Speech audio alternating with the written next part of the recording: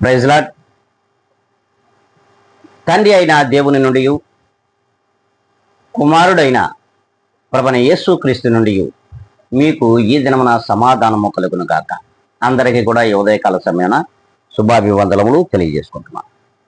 ఈ దినం దేవుని యొక్క వాగ్దానము, అనుదిన వాగ్దానము మన యందు పనిచేయాలి, మనలో పనిచేయాలని ఆ తలంపు కలిగిన ప్రతి ఒక్కరు కూడా ఈ వాగ్దానమును విందాం.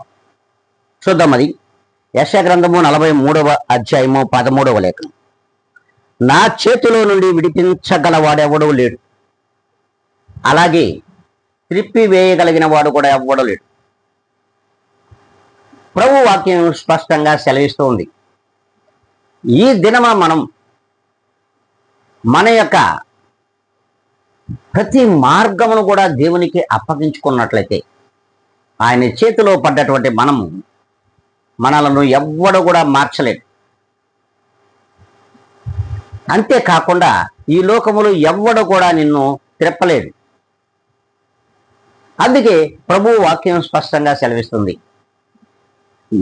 దేవాతి దేవుడైన ప్రభువైన యేసుక్రీస్తు చేతిలో పడుట అతి భయంకరమని కూడా వాక్యము సెలవిస్తుంది. అవును, ఈ దినమే దేవుని యొక్క చేతిలో నువ్వు పడు, నిన్ను ఎవ్వడు కూడా మార్చలేడు. దేవునిలోనే నువ్వు జీవిస్తావు, దేవుని కొరకే జీవిస్తావు, దేవునిలోనే నీ తుది శ్వాస కూడా విడవగలవు. అలా ఉండగలము అనుకుంటే ఇప్పుడే మనము ప్రభువైన యేసుక్రీస్తునందు తిరుగుదాం, ఆయన మార్గంలో పయనిస్తాం.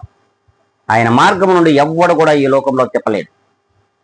కనుక ఈరోజే ఆయన మార్గాన్ని ఎన్నుకున్నట్లయితే అందరము కూడా తల్ల ఉంచుకుందాం, కళ్ళు మూసుకుందాం, ప్రార్థనలో మరి ఏకీవిద్దాం. మహాపరిశుద్ధుడా, ప్రేమ స్వరూపి, మీ పాదములకు వందనములు, కృతజ్ఞతలు తండ్రి. ఇదిగో మీ చేతిలో పడుట అతి భయంకరము, ఎవ్వడు కూడా నాయన మమ్మలను త్రెప్పలేని జీవితాలు మాకి మీలో ఉంటాయి. అందుకే మీరు అతి భయంకరుడు అని కూడా మీ వాక్యం ద్వారా మీరే సెలవిస్తూ ఉన్నారు. మీ చేతిలో పడుట ఎంతైనాను మాకు మేలు, మాకు మేలే ఈ దినమున జరుగుతుంది తప్ప కీడు అనేది మా జీవితాల్లో జరగదని, మమ్మలను మీ నుండి ఎవ్వడూ ఈ లోకంలో మార్చలేడని, మీ యందు స్థిరమగలిగిన విశ్వాసులుగా జీవించడానికి కృపచూపమని బ్రతిమలాడుకుంటూ ఈ ఉదయకాల సమయమున వీక్షించుతున్న ప్రతి ఒక్కరికి కూడా తండ్రి, ఇదిగోనైనా ఛానల్ చూసినట్లే చూసి తిప్పేసేవాడు కాకుండా మీలో స్థిరముగా వాక్యమును విని వాక్యానుసారమైన జీవితంలో నడవడానికి కృపా కనికరంలో చూపమని బ్రతిమలాడుకుంటూ సమస్తమైన ఘనత మహిమ ప్రభావాలు మీకు ఆరోపించుకొని నన్ను నేను అతి మిక్కిలిగా తగ్గించుకొని యేసుక్రీస్తు యొక్క గొప్ప ఘనమైన శ్రేష్టమైన నామములో అడిగి వేడుకొని ప్రార్థిస్తున్నాను మా తండ్రి. ఆమెన్.